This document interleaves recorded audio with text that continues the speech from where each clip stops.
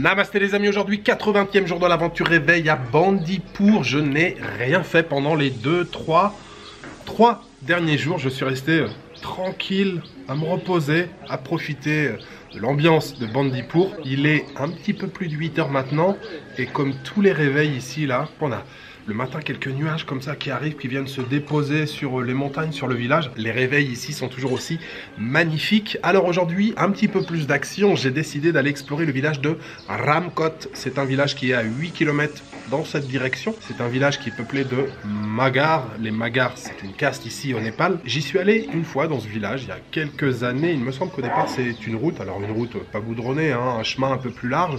Et puis ensuite, il me semble un sentier pour aller visiter ce village qui n'est pas très grand. Hein. C'est vraiment l'occasion aujourd'hui de faire une balade. Le village, dans mes souvenirs, n'est pas très grand. Voilà, c'est parti pour une nouvelle journée d'exploration direction le village de Ramkot.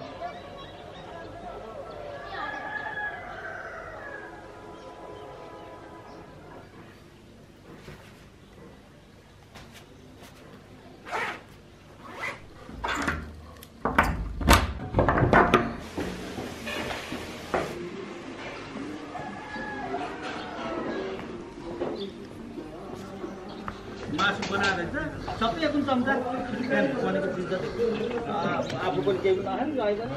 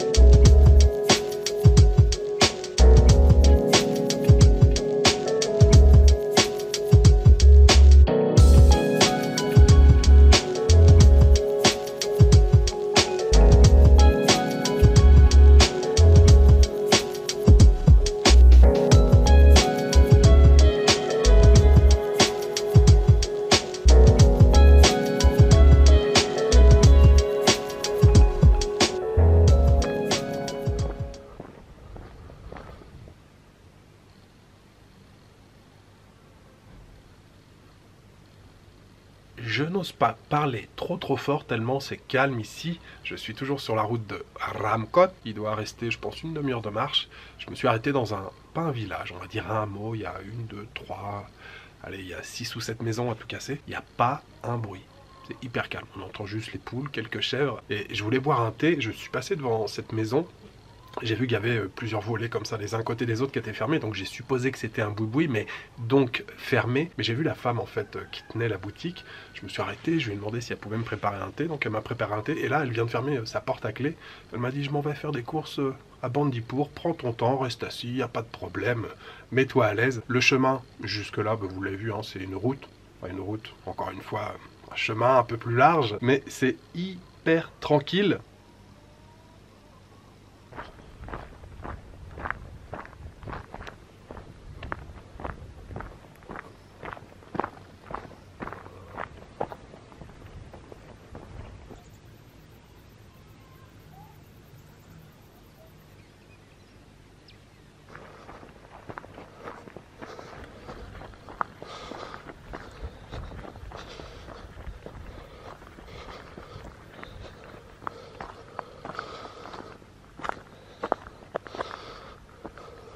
Je suis arrivé dans le village de Ramkot. Je l'ai même dépassé un petit peu, le village est à un petit kilomètre ici. Mais quand justement j'étais là-bas, j'ai vu ici un sommet enneigé, juste l'extrémité, la pointe dépassée. Je me suis dit, ah, si je marche un petit peu, peut-être que j'aurai un joli point de vue ici. Et effectivement, la vue est pas mal du tout. Alors là, il y a beaucoup de contrastes. Vous ne pouvez pas voir, mais je vais vous faire quelques plans juste après. On a de très beaux sommets enneigés. Alors c'est couvert, on a plusieurs couches de nuages comme ça, mais on a des montagnes un peu plus petites, un peu plus basses, sur plusieurs niveaux comme ça. C'est très joli. La vue est quand même assez stylée. Et je suis arrêté à un endroit dont je voulais vous parler. Vous voyez ce qui se trouve derrière moi, ça s'appelle un Cho chotari. Un chotari, c'est un ensemble de pierres qui sont superposées comme ça forme des bancs ou des marches et on a toujours un arbre assez énorme au-dessus, en général un banyan ou un pipal. Et les chotari, ce sont tout simplement des endroits qui sont faits pour se reposer. On en trouve sur tous les sentiers de montagne ici au Népal, c'est construit en général par les villageois. Et quand je rencontre un chotari sur mon chemin, en général je m'arrête, c'est fait exprès, c'est fait pour ça. Asseyez-vous, reposez-vous. Si vous venez au Népal sur les sentiers de montagne comme ça, si vous faites des treks, des randonnées, vous en rencontrerez plusieurs comme ça sur votre chemin. Et c'est vrai qu'en général j'aime bien me poser ici sur les pierres, direction Ramkot, et j'espère pouvoir trouver de quoi manger là-bas. Depuis plusieurs jours maintenant que je suis à Bandipur, je prends des petits déjeuners, alors que j'en prenais pas vraiment avant. Et là, j'ai rien pris ce matin, juste un café. J'ai très faim, puisque j'ai quand même parcouru les 8 km quasiment là pour venir ici.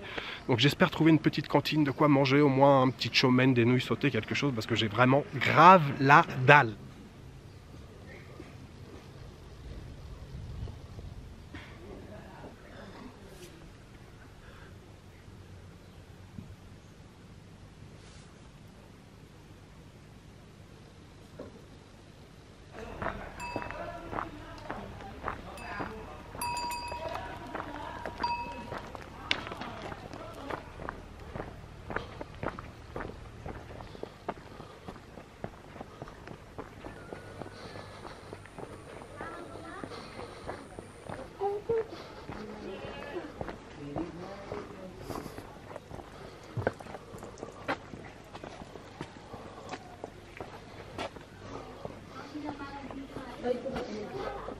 Namaste. Namaste.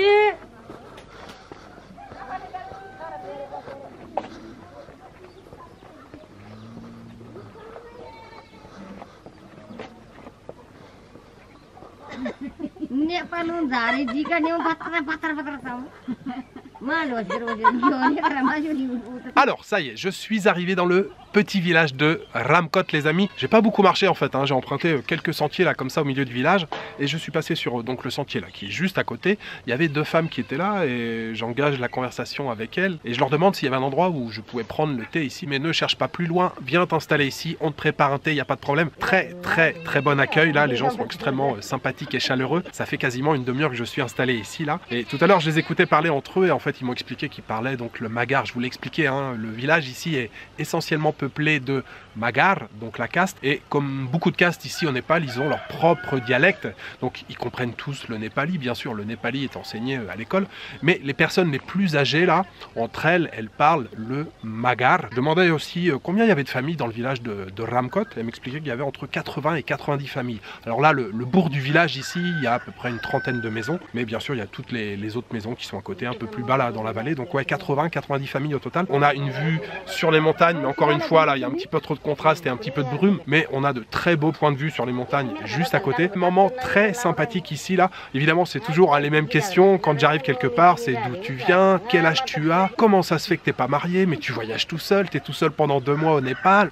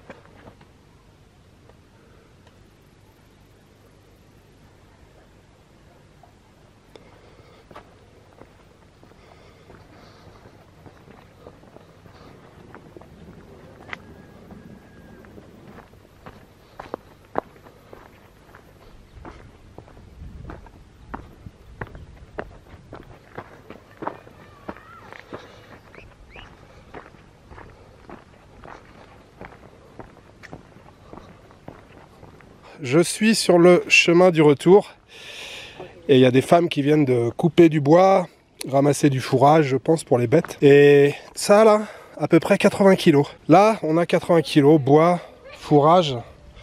Là aussi, il y a du bois. Ouais. Ah oui, d'accord.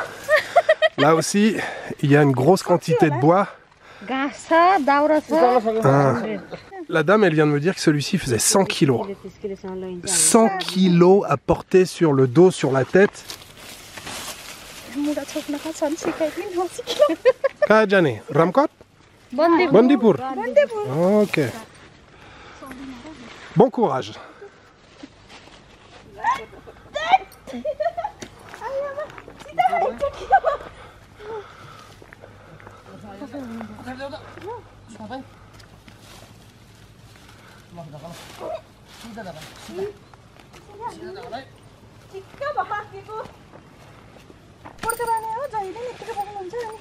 Et le petit fagot que vous voyez ici, en fait, ils le mettent en bas du dos pour voilà, se protéger un petit peu le bas du dos. Waouh, waouh, waouh, waouh, le courage de ces femmes et aussi de cet homme, puisqu'il y a un homme aussi là-bas.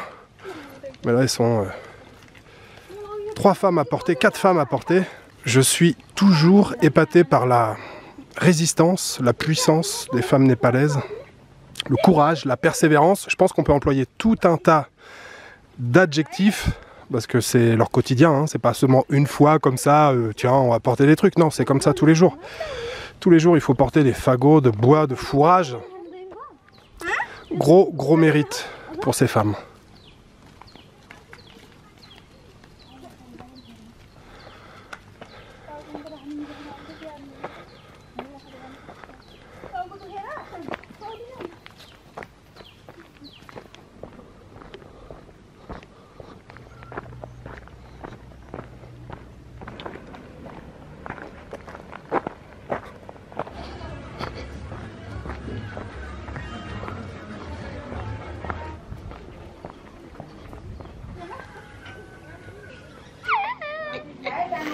Ramro? J'ai beaucoup apprécié cette balade du côté de Ramkot. Je vous la conseille. Si vous restez seulement 2 jours à Bandipur, restez ici, profitez de l'atmosphère du village. Mais si vous voulez rester 3, 4, 5 jours ici à Bandipur, profitez-en un jour pour faire une excursion du côté de Ramkot. Je crois que je vous l'ai dit ce matin, par la route, c'est 8 km. Vous l'avez vu, pour le retour, j'ai pris une partie du shortcut, du raccourci. Mais bon, ça gagne pas beaucoup, je pense peut-être 1 km. Ça vaut le coup cette excursion du côté de Ramkot. Le village est pas très grand, vous l'avez vu, mais les gens sont extrêmement accueillants, extrêmement chaleureux. Le village est joliment situé là sur la montagne avec de très jolies vues derrière sur les hauts sommets, sur l'Annapurna. Namasté, namasté. Je suis dans mon quartier général, hein. Depuis que je suis revenu à Bandipur, cette échoppe ici, là, je suis venu tous les jours boire le thé ou manger quelque chose. Je viens de commander une assiette de chomin et je viens de me faire servir un thé avec 3 petits gâteaux à côté. Il est vraiment temps que je mange. J'ai trop les crocs.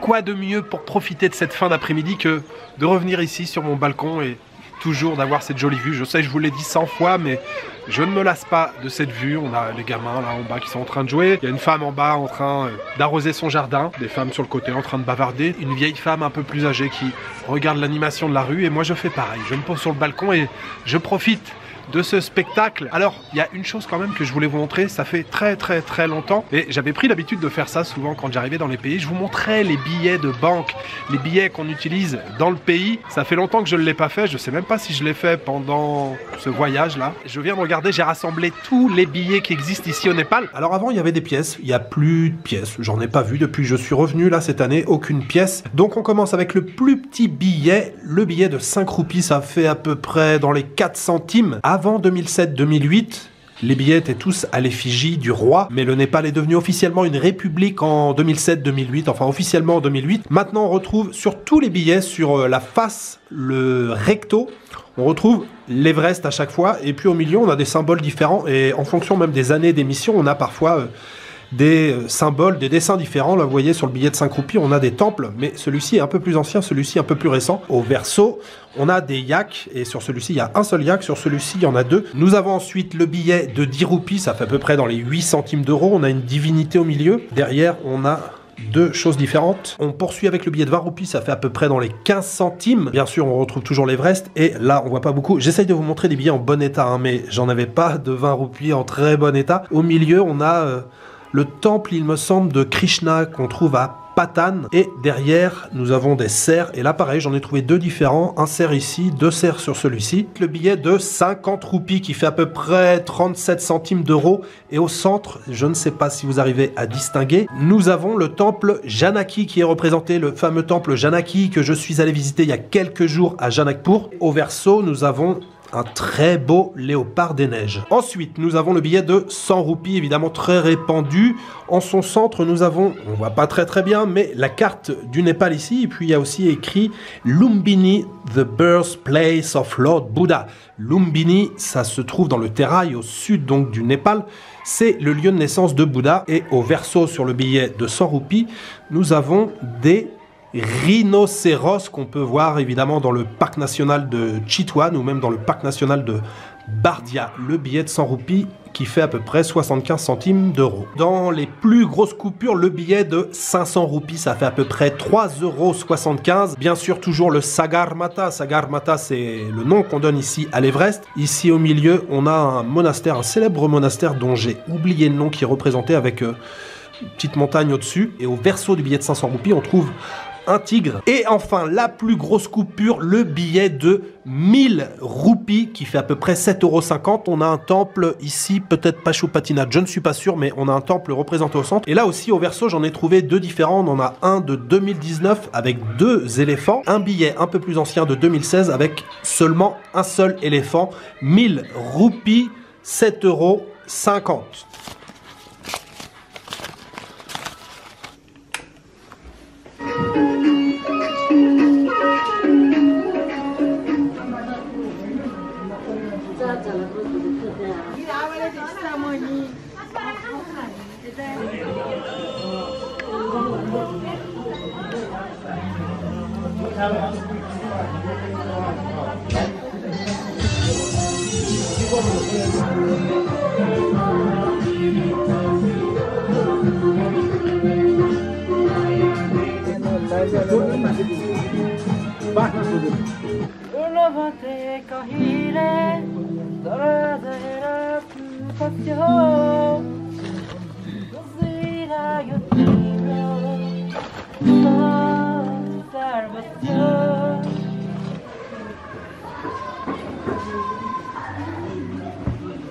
Alors, pour cette dernière journée à Bandipur, je me suis laissé tenter ce soir par un burger. Je suis retourné dans un restaurant où j'avais été manger il y a quelques jours déjà. En plus, le patron est très sympathique. Ils ont ouvert leur restaurant il y a seulement 24 jours. Alors, pour les encourager, j'y suis retourné ce soir et j'ai donc mangé ce fameux burger au poulet. Hein. Ici, on ne trouve pas de burger au bœuf. Hein. Vous le savez, la vache est sacrée ici au Népal comme en Inde. Donc, burger au poulet.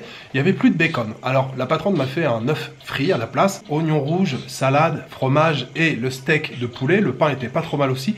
Accompagné de frites qui étaient, je dois le dire, délicieuses. Mais je vous l'ai déjà dit, hein, les patates ici, c'est de la bombe. Les pommes de terre sont vraiment délicieuses ici au Népal. J'ai payé avec un thé au miel et au citron 380 roupies. Ça fait un peu moins de 3 €. Ce très bon burger ce soir à Bandipur, j'aimerais le dédier aux tipeurs. J'aimerais remercier Béatrice Wilmart, Maxime Giraud et Kidja et Didier. Merci beaucoup à vous quatre pour votre tip. Merci beaucoup pour votre soutien. Alors aujourd'hui, c'était probablement la dernière vidéo avant un petit moment. Pour plusieurs raisons, je vous explique. Demain, je prends la direction de Pokhara. À Pokhara, j'ai des potes et j'ai envie de passer un petit peu de temps avec eux, même si là, je vais peut-être rester qu'un jour ou deux. Je passe par Pokhara parce que c'est sur ma route. J'aimerais aller un petit peu plus à l'ouest, mais il y a quand même pas mal de kilomètres, mais il y a surtout beaucoup d'heures de route, donc je vais faire probablement la route en plusieurs étapes. Donc tout ça, ça va prendre quelques jours. Voilà, il me reste juste à vous souhaiter une bonne soirée, une bonne nuit ou une bonne après-midi. Je vous donne rendez-vous dans quelques jours, dans quelques temps pour une prochaine vidéo au Népal.